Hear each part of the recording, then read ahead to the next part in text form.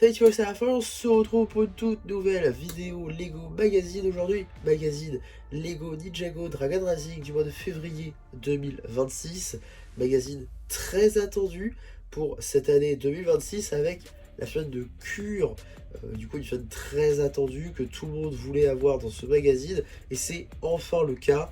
Et donc, on va tout de suite la découvrir. Juste ici, vous avez la fun de cure, une fun très intéressante à avoir dans le magazine, car jusqu'alors, une fun exclusive au set du Jet transformable de Lloyd, un set donc à 100 €, sorti le 1er juin 2025, un set donc assez onéreux et qui était la seule possibilité pour obtenir cure, une fun qui était donc primordiale pour avoir tous les 5 bannis.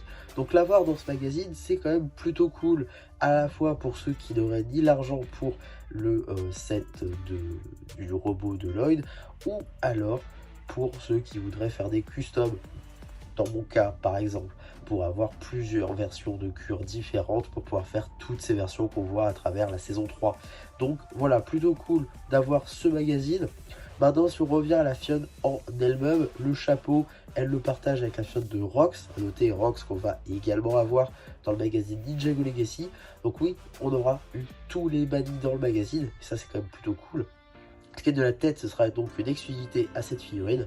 L'épaulette, on la retrouve notamment déjà sur la figurine de Hero Wu en 2020 par exemple, mais également le Wu a déjà été réutilisé sur les figurines de Groot pour les Gardiens de la Galaxie 3. Le torse et les jambes sont, elles, des exclusivités à la figurine de cure. Figurine de cure qui possède beaucoup de détails très sympas, en passant par la tête, magnifiquement détaillée, avec même un bras tampographié. Franchement, un très beau détail sur ce bras, juste magnifique. Jusqu'à même l'arrière du torse, là encore magnifiquement tampographié, de même que l'arrière de la tête, avec les seuls morceaux de cheveux qu'elle possède encore. En termes d'accessoires, elle vient avec sa même épée slash hache, une faux en fait, oui, une faux. La même faux que dans le set dont elle provient, donc ça c'est là encore un très bon point. Elle vient littéralement comme dans le set, c'est franchement plutôt cool et un excellent point pour ce magazine. Maintenant, la carte. Juste ici, vous avez la carte en édition limitée numéro LE16, J puissant édition limitée. Elle appartient à la série 9 de cartes à jouer et à collectionner, Lego Ninjago Dragon Racing, Tempête de Dragon. Donc voilà, maintenant qu'on a fait le tour des diverses surprises, on va pouvoir très rapidement regarder le paper bag juste ici, avec du coup une image à l'échelle de notre mini-figurine, le nom Cure. On a également une petite illustration du personnage, ainsi que le logo, et évidemment l'âge qui est évidemment subjectif. On a ensuite l'échelle, ainsi que le petit numéro d'item qui permettra de le rajouter à notre collection Brexit, ou tout simplement d'obtenir les instructions sur le site de Blue Ocean. A noter toutefois que ce petit numéro d'item a changé de système courant d'année 2026. Voilà, on ne sait pas trop pourquoi, juste les références ont totalement changé de système, ça marchait différemment avant, maintenant ça marche avec un tout nouveau système, voilà.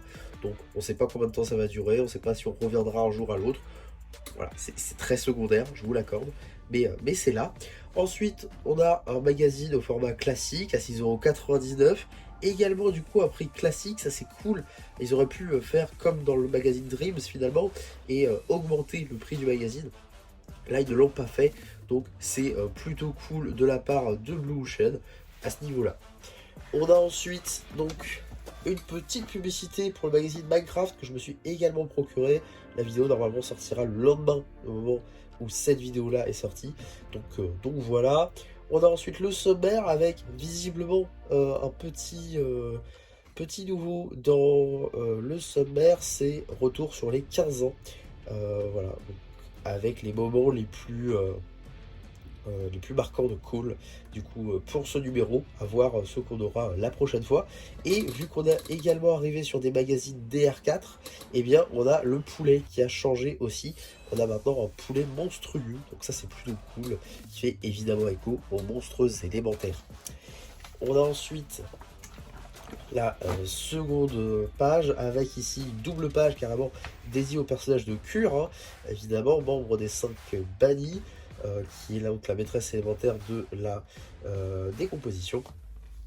On a une belle figurine hein, qu'on a vue tout à l'heure avec des jeux ainsi que les instructions juste ici. On a ensuite un petit labyrinthe avec d'ailleurs tous les nouveaux monstres élémentaires de la vague de janvier. D'ailleurs je dis nouveaux mais c'est totalement faux, enfin tous plutôt. Ils sont pas tous là, il manque le monstre élémentaire de la Terre, un peu dommage. Mais on a ici un petit jeu de Spinjitzu entre Sora et Ryu, hein, donc les nouveaux ninjas qui apprennent le Spinjitzu, donc ça c'est plutôt cool. On a ensuite un autre petit jeu avec différents royaumes, des terres fusionnées. Alors qu'est-ce qu'on a comme royaume juste ici? On peut noter donc la cité des temples qui maintenant est à Ninjago. On a ensuite le royaume des nuages. On a bien évidemment Ninjago City. Ça c'est les terres de lave. Puis on a Mysterium et ici, après on n'a plus d'autres royaumes, un peu dommage du coup. Et là on a toutes les figurines habitants, on va dire, plus classiques des workshops. On a ensuite une petite publicité pour les derniers sets Ninjago Dragon Rising en date, avec du coup le dragon de la vie, la cabane et les véhicules des ninjas, ainsi que la voiture transformable de Jay. Dragon de la vie et la voiture déjà en review sur la chaîne. Pour ce qui va être de la cabane, je ne l'achèterai pas. 80 € pour ce contenu là, assez moche en réalité, ça ne sert pas à grand chose. Et vous allez le voir que ça vaudra encore moins le coup de l'acheter. Mais on en reparle à la fin du magazine. On a ensuite donc une petite bande dessinée que vous retrouverez bien évidemment sur la chaîne BD. Et d'ailleurs je le case ici aussi. Vous retrouverez sur la chaîne BD, et c'est déjà le cas d'ailleurs, la plupart des chapitres du comics Garbadon. Et au bout d'un moment il y aura tous les chapitres du comics Garbadon. Donc vous pourrez tout simplement le lire de votre côté. Mais je vous invite d'ailleurs quand même à la regarder dans vos magasins le plus proche qui vendrait des livres pour vous procurer votre propre exemplaire du livre tout simplement. En tout cas, suite de la BD qui sera donc disponible au même titre que le comics Garbadon sur la chaîne BD. On a ensuite un petit jeu problème de portrait avec visiblement un agent de l'administration qui a du mal à voir sans ses lunettes et qui voit du coup les ninjas un petit peu bizarrement. D'ailleurs ça avait fait grandement parler, hein, avec ici Rogue avec le petit cache-œil, potentiellement en faisant écho à la saison 6, bien évidemment. Est-ce que Jay aura du coup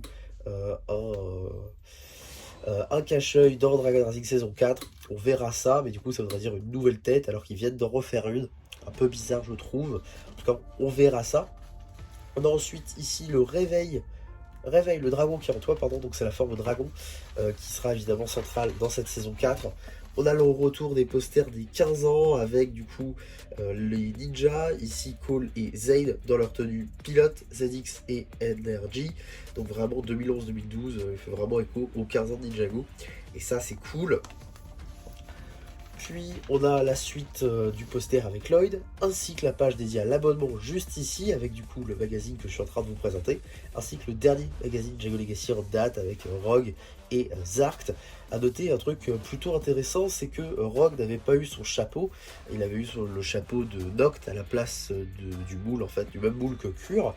Or, pourquoi ne pas avoir le moule ici alors qu'on l'a ici?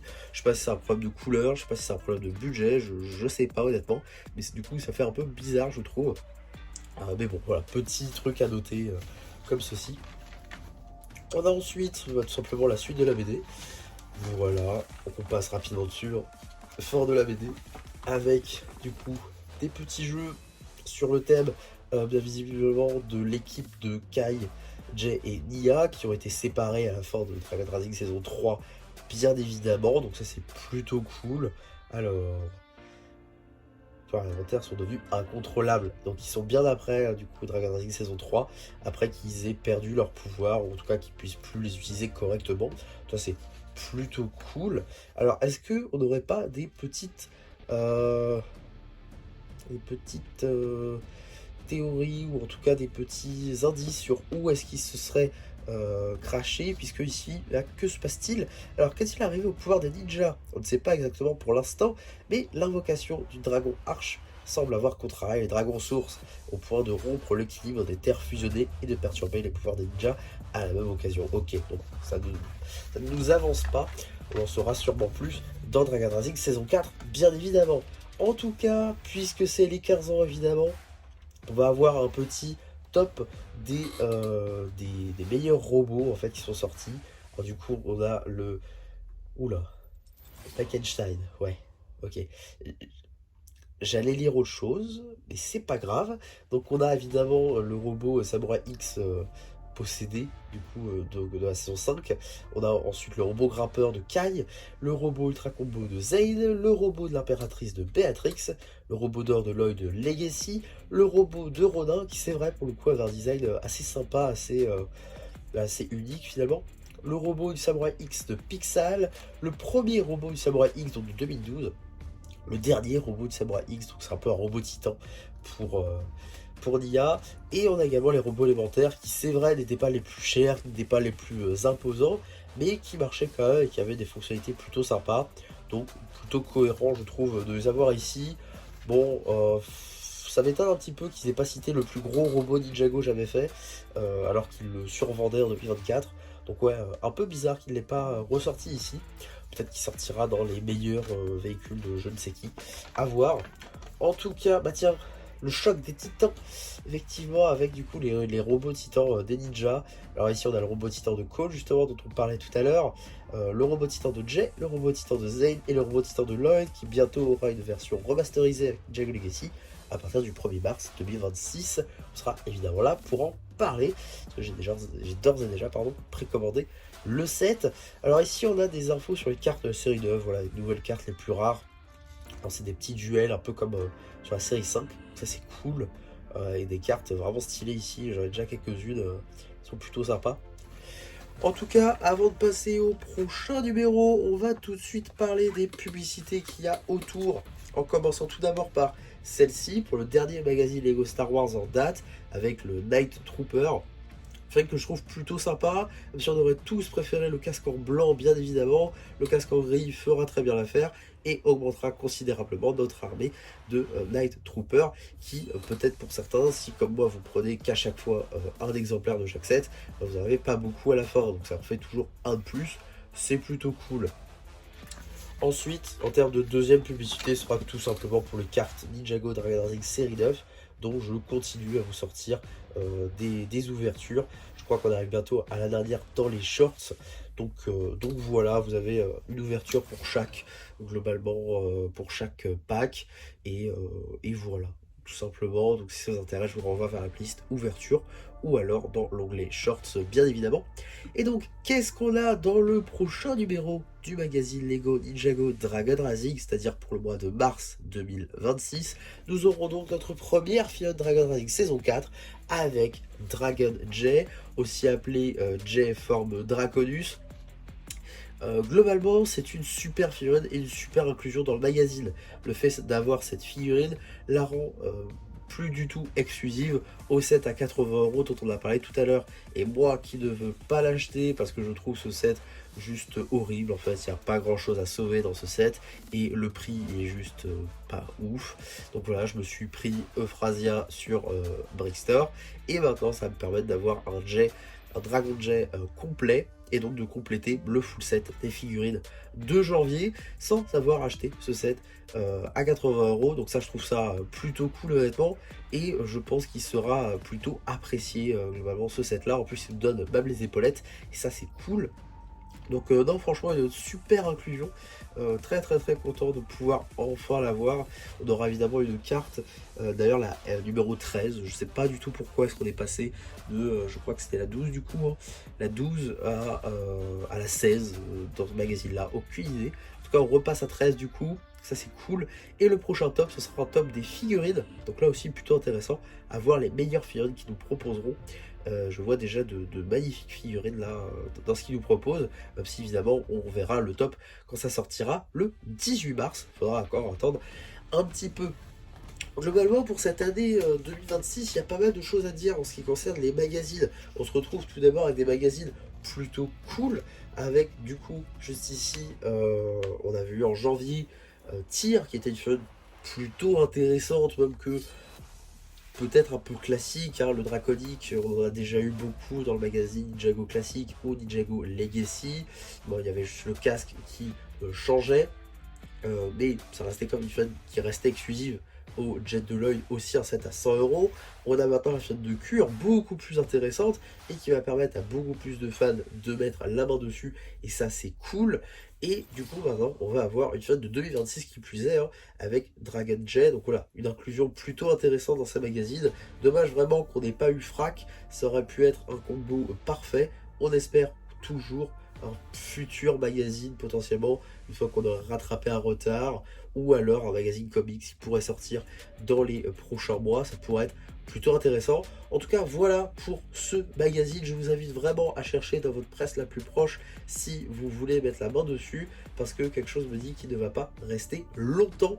En tout cas, voilà ce que je pouvais dire sur ce magazine. J'espère en tout cas que ça vous aura plu. Surtout, n'hésitez pas à me le dire en commentaire. N'hésitez pas non plus à liker la vidéo, à vous abonner, à partager.